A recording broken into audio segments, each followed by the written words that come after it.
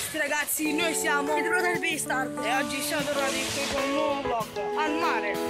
Ragazzi, noi abbiamo deciso di nostro canale